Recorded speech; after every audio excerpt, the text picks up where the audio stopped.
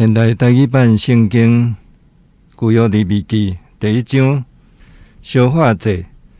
上主对会幕叫摩西命令伊对以色列人颁布下面的条例：恁若有人要献精生做礼物给上主，就对牛群、羊群的中间出来献。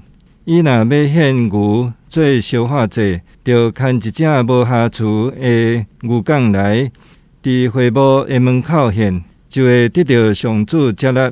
伊就换手伫烧化祭的精生的头壳顶，安尼烧化祭就会受接纳，替伊赎罪。伊就伫上主的面前抬迄只牛犅仔，阿伦的后代做祭司的，就献遐血，将血澆伫会幕门口祭坛的四周围。迄人就将烧化祭的精生的皮剥起来，甲肉切做一块一块。阿伦的后代做祭司的，就伫祭坛顶起火，甲柴摆伫火的顶面，佮将肉、头、油摆伫坛顶得倒的柴顶面。奉献的人就将祭物的腹内甲腿用水洗清气。祭司就将规个祭物拢下伫坛顶做烧化祭，用火烧做芳芳的祭物献给上主。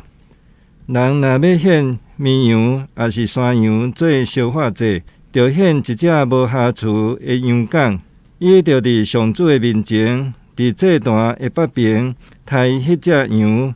阿伦的后代做祭司的，就将羊的血澆伫坛的四周围。迄人就甲迄只羊切做一块一块。后来，祭司将遐个肉、连头甲油摆伫祭坛得烧的柴顶面。奉献的人就将祭物的腹内甲腿用水洗清气。祭司就将规个祭物拢下伫祭坛顶，用火烧做芳芳的烧化祭献给上主。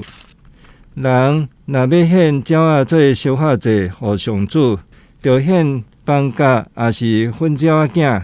祭司就带鸟仔来祭坛前，转断伊的头，甲头烧伫坛顶，互鸟仔的血滴伫坛边。佮着将鸟仔的龟甲内面的物件迄伫坛边的东边摒火夫的所在，就甲鸟仔两只膝摕地，将鸟仔拆开，毋过毋通拆断。